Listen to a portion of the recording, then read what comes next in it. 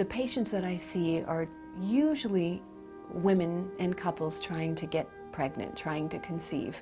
And I'm expanding my work to include fertility as a larger energetic of expanding from really focusing on reproductive vigor to being fertile in life. Fertility it's a combination of creativity and receptivity, that when the creative energies, maybe in the form of inspiration, is received in the individual, then the individual can act and something new can happen, something can be birthed, whether that's an idea or a new business or a movement or a political agenda, or it can be pointed into reproduction as a child. So I think, so often we think of the creative energy as belonging to male energy, and the receptive energy is belonging to female energy. So once these two energies come together in their truest, most authentic self, then life happens. And so what's true for each kind of patient, whether they're trying to create a child or just trying to bring life through, the same body of work informs both patients. It's a joint effort of walking side by side, and maybe there's some shepherding. I have knowledge of this information and these skills, and I choose which ones I impart with which patients, which will match each patient perfectly to help them on their healing journey. People come with their symptoms and say, can you help me with these? So of course it's imperative that I meet the patient where they are. And that is addressing one by one what my plan is to help with their physical symptomatic expression. And usually there's several aspects involved in the treatment plan. One is to give an individualized acupuncture prescription. Now, obviously, I won't do the acupuncture unless we're together in person, but I will recommend it. I have a large network in this country, in the United States, in Europe, and in Israel, of a network of practitioners that I can refer to who are, in fact, fertility specialists. The next thing I give is an individualized herbal prescription. And again, this is, if 5 patients come with painful periods, they may get 5 different prescriptions. This is not this formula, it's not a recipe, it's individualized based on what the exact expression of that patient is in this moment. And so that's a very special thing. And I send that myself. I work with a pharmacy that mails the herbs to you no matter where your location is. We can bring in modern understanding of diet and talk about nutritional supplements. There's a lot of research on what we're calling nutraceuticals. And these are potent nutritional supplements that are aimed at disease expressions. And I use those often too and have a lot of knowledge about that subject. The Chinese words for nourishing life are Yangsheng. Yangsheng points to a very specific aspect of Chinese medicine known as the science of longevity. The actual words Yangsheng translate into nourishing life or life cultivation. And that's why it is the name of our organization. We're very interested in where the body is healthy.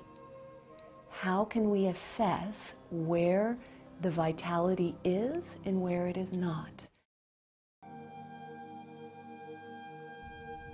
We call it in Chinese medicine the correct qi. That's the qi or the energy, the life force that you have right now that is building and growing and acting properly and giving your body the power and the vitality that it has.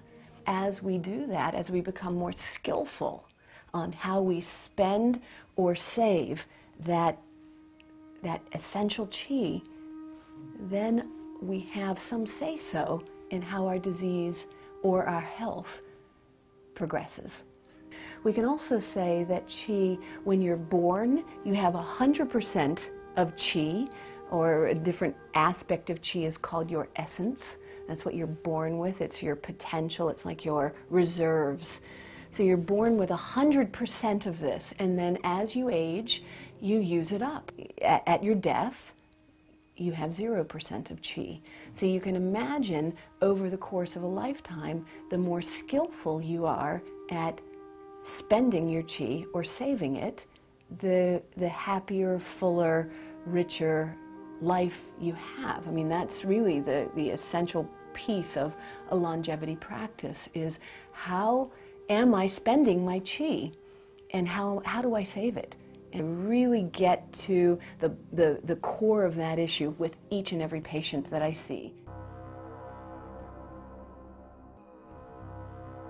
So the three main ways that qi, or your energy, becomes imbalanced is it's either exhausted, it is stagnant, or it's become toxic. And that can express either physically, mentally, emotionally, or spiritually. And so it's my job, and sometimes there's a mixture of all of those pieces, but it really broken down in its most bare bones simplicity. That's what we're dealing with, and our questions, our interviewing is geared to try to determine where are you exhausted and where are you blocked, and how can I most precisely and most efficiently reestablish proper flow so you can have replenishment and rejuvenation of your vigor, which is your birthright. To marry traditional Chinese medicine philosophy with the yoga practice is a particularly helpful healing integration, and that's really what I'm offering yoga students to learn about fertility and yoga, as well as yoga teachers. To be clear, Hatha Yoga is everything we can do with this body to help us become more healthy. So we put our body into shapes, we call that asana or postures.